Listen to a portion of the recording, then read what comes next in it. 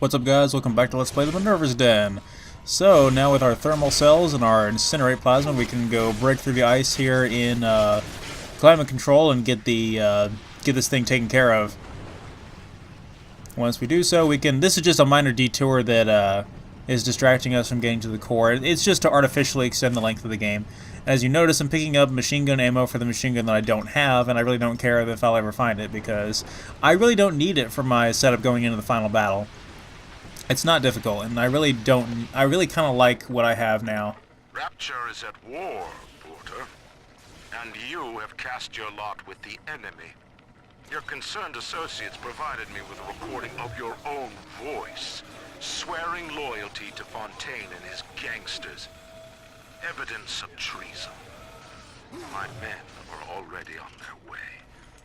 The Thinker no longer needs you. Take pride in that. Mr. Wall is qualified to ensure that it is used in the city's best interest. Eventually, a man's dream exceeds him, and his work becomes his legacy. For you, Charles, that hour has come. Yeah, those ice bombs there in the corner, they'll damage you if you walk into them or hit them like I did. To just demonstrate there. We're also fighting wintry Houdini splicers here, which are susceptible to fire damage, of course. So I'm finally going to use the thermal cells a little bit more often here. I'm going to save them for later on in the encounter, just use some laser cells for now. But we will be using up most of our thermal cells in this level. There's a lot of guys who are frozen in ice here. I really like areas like this in the first two Bioshock games where you have all the frozen enemies and whatnot. It's really cool and kind of creepy at the same time. And the creepiness is definitely enhanced by the Houdini splicers teleporting around everywhere, but it doesn't really affect us very much now because we've fought them so many times. Also, yeah, I caught one of their ice projectiles in the telekinesis there. That audio diary we're just listening to, here's a demonstration of Gravity Well 3, actually. Let's show that off. And as you can see, when it explodes, if it ever does, there we go. There's like a acid bomb that actually damages the enemy, so it's incredibly deadly now. A little too overpowered if you ask me. So I won't be using it that much. Anyway, there was Andrew Ryan talking about what inevitably happened to Minerva's Den when everything went to hell there, and I guess Porter was framed for something, which is why he's kind of gone into hiding here, and Reed Wall is under control of the Minerva's Den. I wonder what happened to him. Continuing input of audio data into the Thinker's database. Subject. Pro Porter. Hey, Milton. I'm recording this on the 6th straight day since you were home last. I know your work is important to the war effort, but you're not even allowed to tell me what you're working on, and that's so frustrating. I actually don't want the elemental sponge. I kind of thought about it at first, but I'm like, I'd rather have Walking Inferno, just to be able to do the fire damage to enemies when they hit me. I'll see you soon, Milton. Ending input.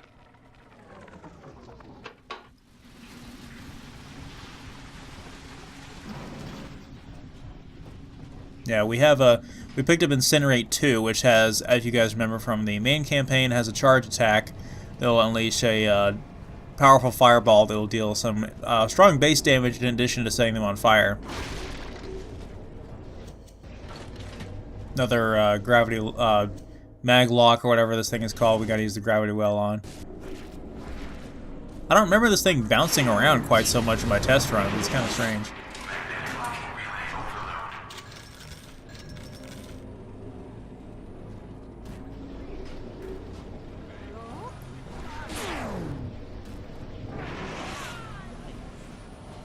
Yeah, the initial impact took off like a third of her health, and then the after damage did the rest.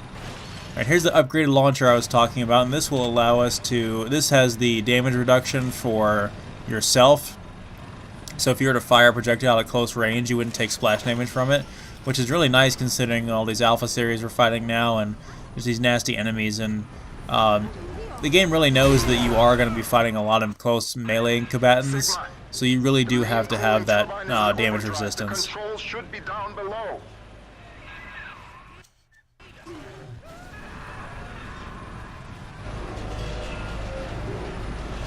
Yeah, I would have gladly finished this campaign without Incinerate, but the game kind of forces you to get it. It gives it to you really late, relatively speaking. But I like how this is... Oh, I can't catch him on fire if he's in the water. Well, just have to use Electro Bolt then. Though he seems very resistant to it for some reason. Not resistant to this, I bet. I got away. Oh, I don't know if I mentioned or not, but we picked up an upgraded drill as well at the end of the last video. Somewhere in between the videos there, I picked up the upgraded drill. And it's got pretty much every upgrade on it. It's got the additional damage and the... yes, that was my phone. It's got the additional damage and it's got the bullet refraction going on. So our drill is now obscenely powerful. And that's going to help us take out these Alpha series later on, when they become more common. The mainframe access is defrosting as we speak. Head on back there. Next stop, the Thinker's computer core. Alright, now time to get out of here. We've done what we came here to do, and everything is starting to thaw out.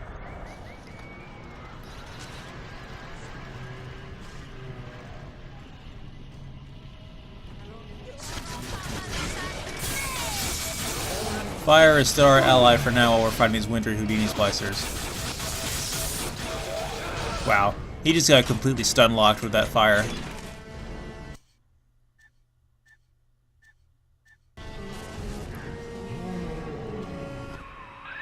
The ice was meant to send a message, Sigma, but you do not listen. Perhaps your brothers can open your ears. There's a Lancer there. We're gonna just ignore him because we don't really have to kill him. Oh, there's an Alpha series. Alright, this is, I believe I have Electro Bolt 3 now, so I can use that in combination with my upgraded drill to just completely take this guy out. There we go. Look at his health drain. That's crazy. For an Alpha series, which are pretty tough, not as tough as regular Big Daddies, but... yeah, we wiped the floor with that guy.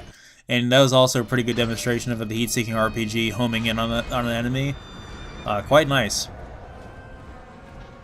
Not that I have anything against the regular frags or anything, but that was pretty cool. Some more rocket spears over here. We're going to try to use those up.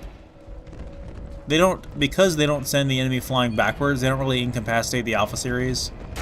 A regular enemy they would be more effective against because they send them flying backwards.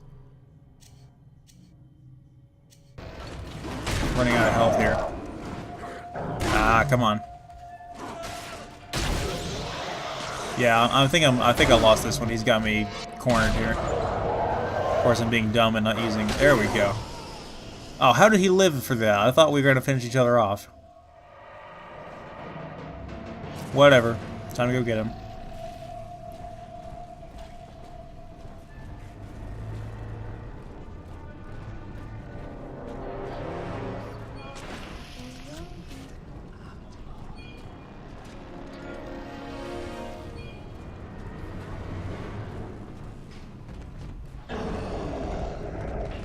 That's better.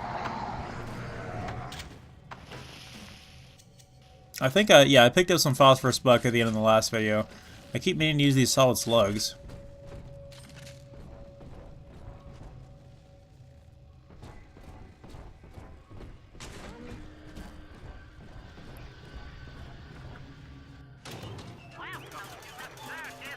We might as well spend all the money we have before the end of this level, because going into the next level we're going to need all the resources we can get, and we're not going to need that money after the end of the level anyway, so spend it now while we got it.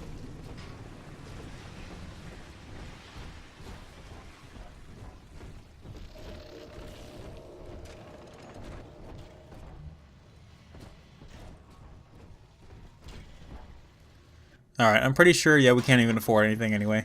Yeah, it's going to be a straight shot to the core now, so we're done here. Going into this next video, guys, I will be explaining the strategy I have for the final fight and everything. But when we're done with the final fight, I'm going to be ceasing commentary.